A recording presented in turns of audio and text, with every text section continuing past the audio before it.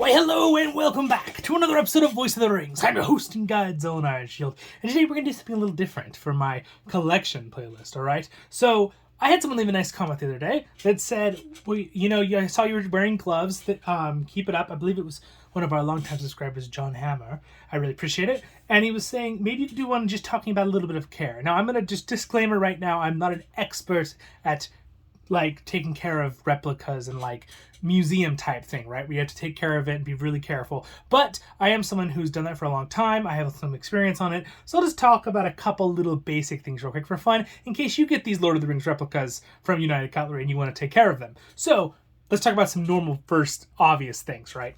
Keep it somewhere dry, right? You don't want to leave this somewhere in let's say you have a garage that's easily gets humid.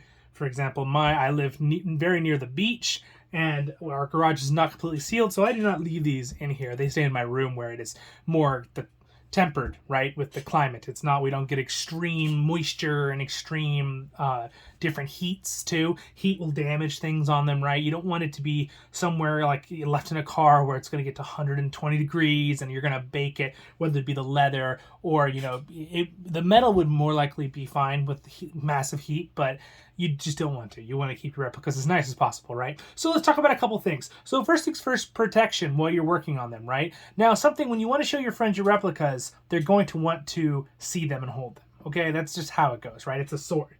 They're going to want to hold them, right? So just clean them right after, right? So for one, just don't tell them. You don't need to insult your friends. You could warn them a little bit ahead if you want. Careful not to rub on the, blade too much. Just hold it at the handle or whatever, But gloves, right? Now, if you're someone who's I don't want to spend, $20 on a pair of gloves. These are my gloves that go out when it's cold, right? I wear these outside, but they're good. They've got little things for the phone. I can click still and stuff. But you can just buy a pack of white gloves, right? These for it's $4 online, right? Amazon or whatever you want to buy them, right? Or at the store, at the convenience store or whatever. You can get some gloves. Wear some gloves while you work on stuff, right? Because then you're not going to get tarnishing your oils in your hands. Now, some people don't have troubles as much. I have very smooth hands and I get a lot of oil on my hands. So I get really frustrated because when I use my phone, I always have to clean the screen because I like things clean. So I'm always cleaning my screen because my hands are just naturally very moist, which some people would probably like because I know family members who are I wish I had that because my hands are always cracking up, right? All right, so the next thing is one simple thing. When it's on the wall, it's going to get dusty. It might get some cobwebs on it. Just occasionally, every few months, clean them off, right? That's just a simple thing. I mean, that's really simple. Probably don't need that. My little chair is squeaking like crazy. But that's the biggest thing. Now, there is a difference. Now, for this example, for this Morgul blade here, right, which I will have reviews on all these individually on our playlist here, so check them all out. Like and subscribe. Haha, right? But this one, it will tarnish a little bit, but it also has this weird little indenting of these bumps that is a different material, which I have found doesn't seem to tarnish as much because it's not really like a shiny metal. But you can see where the shine is. You still want to occasionally wipe it down. Now, what I do is just take a little rag. You want to get something that won't leave stuff on the blade, especially if it has little dents like this. Because if I rub this with let's say a toilet paper, right? You're just, I'm trying to get the oil off. It's got to leave little paper all over. It's going to be annoying. So get something maybe a swab cloth or just a regular cleaning cloth or maybe even a car cloth. You know what I mean? You can use to clean it off. You can, if people are asking, well, what can I use to clean it off? You need to make sure I'm not an expert with this stuff. Occasionally in the past, I've never really used water, I've never had to. If you rub a metal sword enough with just a cloth, just enough, you go over it a few times, usually you'll get everything off it. You don't really need something to clean it. You don't really want to do that as much. So there we go. There's some food for thought for you guys. And then what if you're saying now, if you're having problems with it tarnishing, right? Well, there's a couple different ways to keep a blade from tarnishing, right? For my limited knowledge on the subject. So, for example, here's the sword of Boromir, right? Very shiny. As you can see, I need to polish it a little bit.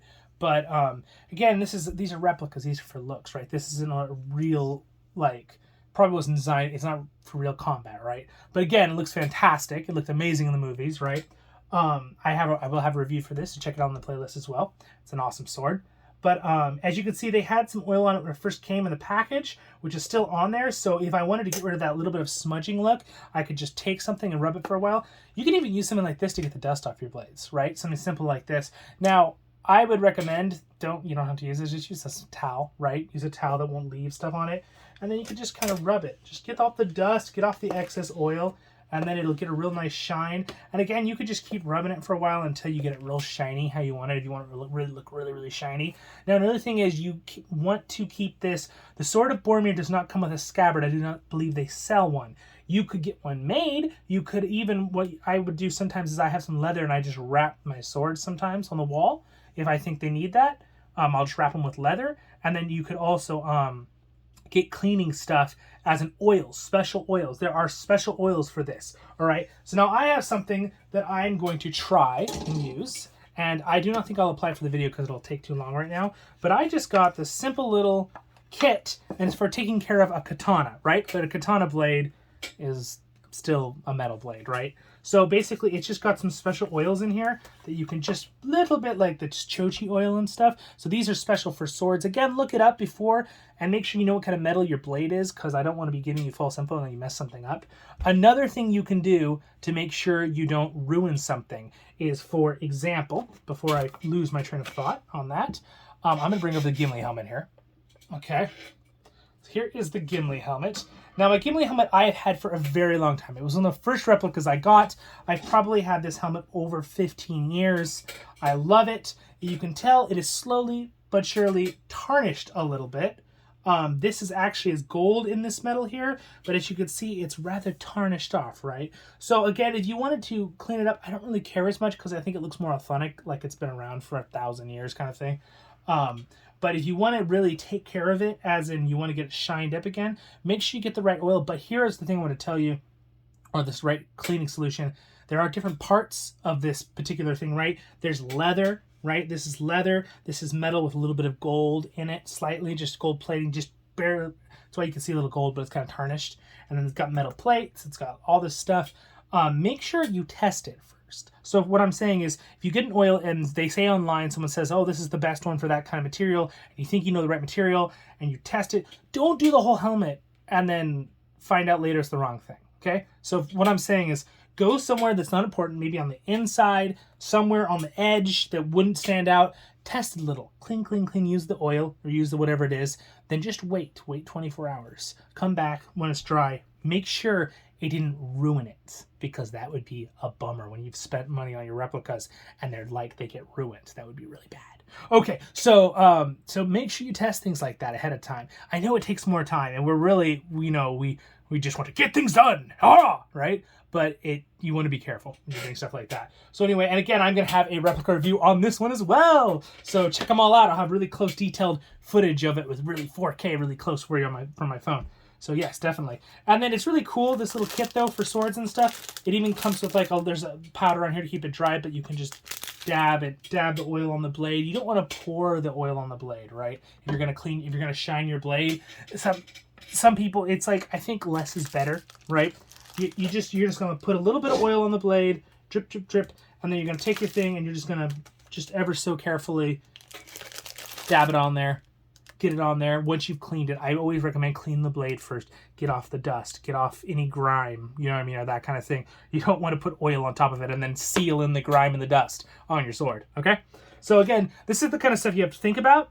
It's really like a museum, right? When you have a replica collection or books. Now, for someone, me, I was a bookseller, so I was very careful with the books. I would even occasionally wear gloves with things, right? Because they're new books, people are selling them, right? I also have books that are well over almost 150 years old in my collection. So you really have to be careful with them, because once the oil gets on them, if you don't clean that oil off immediately, it's gonna not end well, right? So again, that's what you have to be careful with these swords and blades too, because again, when your friends come over, they want to hold it and they're like, oh, it's so cool, and they're rubbing their hand on it, right? And it's and they want to do that. You don't want to be mean to your friends and go, oh, don't touch my blade, you know what I mean? So, you know what I'm saying, right? But at the same time, I have to in the past, oh, can you just maybe don't touch that as much because I don't have to clean it or something. You know what I mean? You can say that if you know you're not going to hurt your friend's feelings. But if so, don't worry. If they get a little finger oil on it, just grab a thing after the party or whatever and go and wipe it off until the oil's gone. Just you can see when it's off, right? With a dry towel. And just switch sides, right? Wipe, switch to a clean side until you get the oil off, right? So anyway, these are the kind of things you need to think about with taking care of your replicas. So the area they're in, the cleaning tools you can use, whether it just be a napkin or, not a napkin. You don't want to use napkins. A towel that doesn't leave lint. And you maybe use the right kind of oils. You look that up. Again, I'm not going to be recommending what kind of oils. This is the kind of oil that I studied online. I'm just going to show you it. But I'm not going to recommend anything. I would like it if you did your own research on that, guys, because I'm not an expert. But I have a lot of experience with replicas and books and taking care of things, and that's why my one wonderful subscriber saw I was wearing gloves, and I appreciate that he noticed that I think about that kind of stuff, because I don't want to ruin things. Things are for use, and we shouldn't be obsessive or worried we'd be able to use them and hold them, right?